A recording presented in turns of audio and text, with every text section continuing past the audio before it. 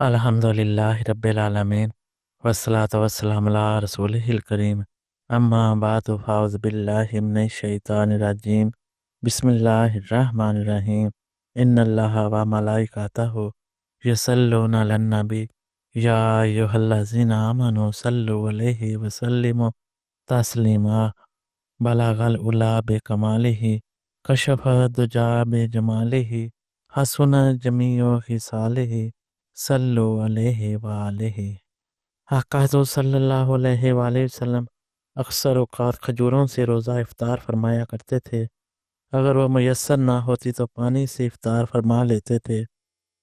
हज़रत सुलेमान बिन आमिर रज़ी अल्लाह तआला अन्हु से रवायत है कि आका हज़रत सल्लल्लाहु अलैहि वसल्लम ने इरशाद फरमाया, जब तुम में से कोई रोज़ा इफ्तार करे उसे चाहिए कि खजूर से करे, क्योंकि इसमें बरकत है। अगर खजूर मुयस्सर ना हो तो पानी से, क्योंकि पानी पाक होता है। आका हज़रत सल्लल्लाहु अलैहि वसल्लम ने खजूर को बेहतरीन सहरी करार दिया। हज़रत अबू हुरैरा रज़ी अल्लाह ताला अन्हु ने फरमाया कि आका हज़रत सल्लल्लाहु अलैहि वसल्लम ने फरमाया कि मोमिन की बेहतरीन सहरी खजूर है। हमारे यहाँ अक्सर व बेशतर अफ्तारी के वक्त अजीब सूरत हाल नज़र आती है। ये हमारी मजलसी ज़िंदगी का खासा है, जो इल्ला माशाअल्लाह अफरा तफरी, बदनज़मी और ज़हनी इंतशार की आईनादार है। इसकी एक झलक अफ्तारी के वक्त भी नज़र आती है। इधर मगरिब की अजान बुलंद हुई, इसके साथ ही एक हंगामा शुरू हो गया और अफ्तारी के लिए भाग दौड़ शुरू हो जाती है। कोई जल्दी से खाने की तरफ लपक रहा है और कुल्ली करके मस्जिद की तरफ भाग रहा है। मुअज्जिन के अजान से फारिग होने के बाद मगरिब की नमाज खड़ी हो गई। इस अफरा तफरी में अफ्तारी करने वालों में से किसी को दूसरी और किसी को आखिरी रकत में जमात मिली। बदनज़मी और अदम तवाज़न पर मबनी ये सूरत हाल हमारी कज फहमी की पैदावार है। हम अपनी लाइल्मी की बिना पर नमाज मगरिब में गैर ज़रूरी अजलत को रवा गर्दानते हैं। हालांकि नमाज का वक्त इतना तंग भी नहीं जितना हम समझ बैठते हैं।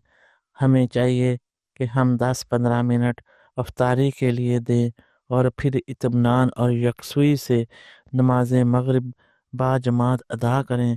इतना वक्फा करने से नमाज मकरूह नहीं होगी। एक ही एतबार से नमाज मगरिब का वक्त गर्मा व सरमा के मौसमों के मुताबिक 1.25 से 1.5 घंटे तक रहता है। ये इसकी आखिरी हद है और इसके बाद इशा का वक्त शुरू हो जाता है। लिहाजा मुनासिब और एहसन बात यही है कि चंद मिनटों के तवक्कुफ के बाद नमाज मगरिब की जमात का एहतमाम किया जाए, ताकि सब मुसलमान आसानी से शामिल जमात हो सके। इस्लाम एक सहल दीन है। इसमें हर किस के लिए आसानियाँ ही आसानियाँ हैं, लेकिन एक हम हैं कि अपनी कम फहमी और नादानी के बायस शरीयत की अता करदा सहूलतों से इस्तेफादा नहीं करते और ख्वाम मुशक्क़त उठाते हैं। आका हज़रत सल्लल्लाहु अलैहि वसल्लम ने उम्मत को नमाज के मामले में यहाँ तक आसानी पैदा फरमा दी, अगर एक तरफ भूख लगी हो और खाने के लिए दस्तरखान बिछ गया हो और दूसरी तरफ नमाज का वक्त आन पहुंचा हो, ऐसी सूरत में खाना खाने को तरजीह दी जाए और खाना खाने के बाद नमाज अदा की जाए। इसकी हिकमत ये है कि भूख की हालत में नमाज में वो यकसुई इन हमाक खुशू व खजू तमानत कल्ब नसीब नहीं हो सकती, जिसका हसूल नमाज के बातनी अदाब का तकाजा है। ऐसी नमाज जिसमें आप भूख की शिद्दत से बेकरार हों और ध्यान बार बार दस्तरखान की तरफ जा रहा हो, इन कैफियत लज्जत और सरूर से कब आशना हो सकती है, जो खुदा की बारगाह में महवियत और हजूरी कल्ब का मुअज्जब हैं। यहाँ ये बात ज़हन नशीन रखनी चाहिए कि इंसान पर शैतान हमेशा पेट के रास्ते हमला आवर होता है।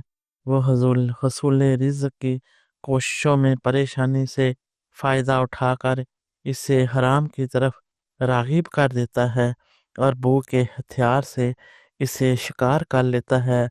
گویا رزق حرام کی راہ شیطان کی اما جگہ ہوتی ہے، لہٰذا فکر معاش اور روزگار کی پریشانیوں سے نجات پا کر ہی عبادت کا حقیقی لطف اور کیف و سرور نصیب ہوتا ہے۔ اللہ تبارک و تعالیٰ ان تمام احادیث مبارکہ کی روشنی میں ان تمام باتوں پر عمل کرنے کی توفیق عطا فرمائے، آمین ثم آمین۔ جزاکم اللہ خیر و احسن الجزا۔ السلام علیکم ورحمۃ اللہ وبرکاتہ۔